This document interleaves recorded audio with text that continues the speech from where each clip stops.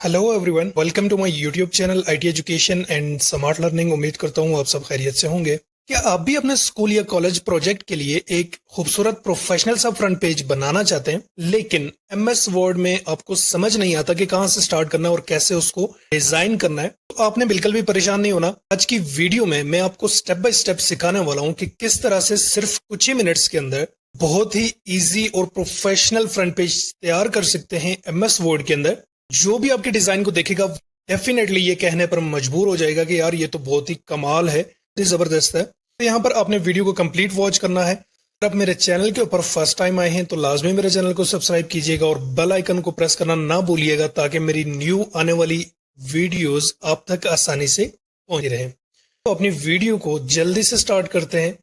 तो दोस्तों, यहाँ पर आपने एमएस वर्ड को ओपन कर लेना है। ओपन करने के बाद यहाँ पर कुछ इस तरह का इंटरफेस आपके सामने आ जाएगा। यहाँ पर हम सबसे पहले सेटअप करेंगे अपने पेज का। लेआउट टैब के अंदर आपने जाना है। यहाँ पर आपने साइज को एडजस्ट कर लेना है। साइज यहाँ पर रखेंगे हम A4 साइज, और यहाँ पर आपने मार्जिन को सिलेक्ट कर लेना है। यहाँ पर आपने मार्जिन रख लेना है नैरो। यहाँ पर अब हम इंसर्ट टैब के अंदर जाएंगे और यहाँ पर अपना डिजाइन बनाना स्टार्ट करते हैं। शेप्स के अंदर हम जाएंगे और यहाँ पर हम एक ट्राइंगल को, कुछ इस तरह की ट्राइंगल को हम सिलेक्ट कर लेते हैं। यहाँ पे हम कुछ इस तरह से इसको ड्रॉ कर लेंगे। ड्रॉ करने के बाद यहाँ पर आपने इसको एडजस्ट कर लेना है, ठीक है। यहाँ पर पेज के एंड तक आपको इसको लेके आना है। यहाँ पर कुछ इस तरह से आपने अपने इस ट्राइंगल को एडजस्ट कर लेना है। एडजस्ट करने के बाद दोस्तों यहाँ पर आपने शेप आउटलाइन के अंदर चले जाना है और यहाँ पर आपने इसको कर देना है नो आउटलाइन, और यहाँ पर आपने शेप फिल के अंदर चले जाना है। और यहाँ पर एक डार्क कलर जो भी आपको पसंद है वो आप यहाँ पर रख सकते हैं अपने डिजाइन के लिए। मैं यहाँ पर ब्लैक कलर रख रहा हूँ, ठीक है। सिंपली आपने ओके कर लेना है। यहाँ पर कुछ ये शेप हमारी इस तरह से एडजस्ट हो चुकी है। अब हम यहाँ पे फिर से जाएंगे इनसाइड टैब के अंदर, फिर से शेप्स के अंदर हम जाएंगे और यहाँ पर हमने एक ट्राइंगल को सिलेक्ट कर लेना है। सिलेक्ट करने के बाद कुछ इस तरह से हमने उसको ड्रॉ कर लेना है। ड्रॉ करने के बाद आपने इस तरह से उसको रोटेट कर लेना है, कुछ इस तरह से। अब यहाँ पर हम इसको एडजस्ट करेंगे, कुछ इस तरह से एडजस्ट कर लेना है। एडजस्ट करने के बाद यहाँ पर आपको ऑप्शन मिलेगा अरेंज के अंदर सेंड बैकवर्ड, और यहाँ पर आपने इसको बैकवर्ड कर लेना है। यहाँ पर हम शेप आउटलाइन के अंदर जाएंगे और इसके कलर को हम, शेप आउटलाइन को हम कर देंगे नो आउटलाइन, और यहाँ पर हमने इसके शेप फिल यहाँ पर कर देनी है। कोई आप कलर जो आपको पसंद हो आप यहाँ पर सेलेक्ट कर सकते हैं। तो मैं यहाँ पर डार्क रेड को सिलेक्ट कर रहा हूँ और सिंपली मैंने इसको ओके कर देना है। ओके करने के बाद ये कुछ इस तरह से शो हो रहा है।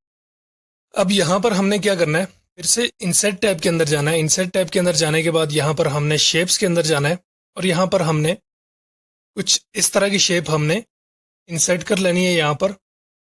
दोस्तों, अब यहाँ पर आपने इसको कर देना है, यहाँ पर इसकी आउटलाइन को आपने कर देना है नो आउटलाइन, और यहाँ पर आपने इसकी शेप फिल को कर देना है। यहाँ पर मैं रेड कलर यहाँ पर फिल कर रहा हूँ। उसके बाद दोस्तों यहाँ पर हमने फिर से इंसर्ट टैब के अंदर जाना है। इंसर्ट टैब के अंदर जाने के बाद यहाँ पे फिर से हम शेप्स के अंदर जाएंगे। हम एक इस तरह की राउंडेड शेप यहाँ पर इंसर्ट करेंगे। इंसर्ट करने के बाद आपने कुछ इस तरह से रोटेट कर लेना है उसको। रोटेट करने के बाद यहाँ पर हम इसको थोड़ा सा अलाइन कर देंगे, एडजस्ट कर देंगे। यहाँ पर हम इसके साइज को थोड़ा सा इंक्रीज कर देंगे। आउटलाइन को आपने कर देना है नो आउटलाइन, और यहाँ पर हम इसको शेप फिल करेंगे वाइट कलर में, कुछ इस तरह से। देन यहाँ पर ये एडजस्ट हो चुका है। अब यहाँ पर हम फिर से इंसर्ट टैब के अंदर जाएंगे और यहाँ पर आपने शेप्स के अंदर जाना है। शेप्स के अंदर जाने के बाद यहाँ पर आपने एक राउंडेड शेप को यहाँ पर इंसर्ट कर लेना है। कुछ इस तरह से इंसर्ट करने के बाद उसको भी आपने इस तरह से रोटेट कर लेना है। रोटेट करने के बाद दोस्तों आपने यहाँ पर उसकी आउटलाइन को नो आउटलाइन कर देना है, और यहाँ पर आपने शेप फिल के अंदर जाके थोड़ा सा इस तरह का कलर यहाँ पर इंसर्ट कर लेना है। यहाँ पे मैं इसके साइज को थोड़ा सा इंक्रीज कर लेता हूँ, कुछ इस तरह से। यहाँ पर कुछ इस तरह का डिजाइन हमारा बन के रेडी हो चुका है। अब यहाँ पर हमने फिर से इंसर्ट टैब के अंदर जाना है और यहाँ पर शेप्स के अंदर जाएंगे और यहाँ पर हम फ्री फॉर्म शेप को सेलेक्ट करेंगे। सेलेक्ट करने के बाद दोस्तों आपने यहाँ पर कुछ इस तरह से इसको ड्रॉ कर लेना है। ड्रॉ करने के बाद यहाँ पर आपने इसको शेप फिल कर लेना है कुछ इस तरह से वाइट कलर में, और यहाँ पर हम इसको थोड़ा सा शेप आउटलाइन यहाँ पर कर देंगे, नो आउटलाइन। ठीक है, यहाँ पर मैं इसको थोड़ा सा एडजस्ट कर लेता हूँ। कुछ इस तरह से दोस्तों हमारी शेप बन के तैयार हो रही है। अब यहाँ पर दोस्तों हमने टेक्स्ट जो भी लिखना है यहाँ पर हम ऐड करेंगे। तो मैं यहाँ पर जल्दी से सारा टेक्स्ट यहाँ पर मैं ऐड कर लेता हूँ। आपने यहाँ पर सिंपली यहाँ पर अपना टेक्स्ट ऐड कर लेना है। ठीक है,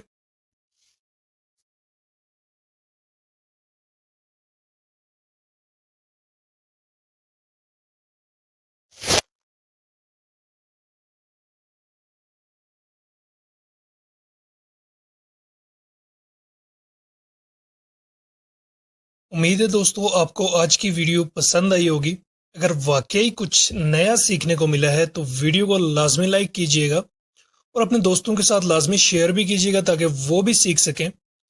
अगर आप MS वर्ड के ऊपर ज़बरदस्त टिप्स और डिज़ाइंस देखना चाहते हैं तो अभी सब्सक्राइब कीजिएगा ताकि अगली वीडियो का नोटिफिकेशन सबसे पहले आपको मिले। कमेंट में ज़रूर बताइएगा अगली वीडियो किस टॉपिक पर देखना चाहते हैं। मिलते हैं अपनी नेक्स्ट वीडियो के अंदर, तब तक अपना ख्याल रखिएगा। अल्लाह हाफिज़।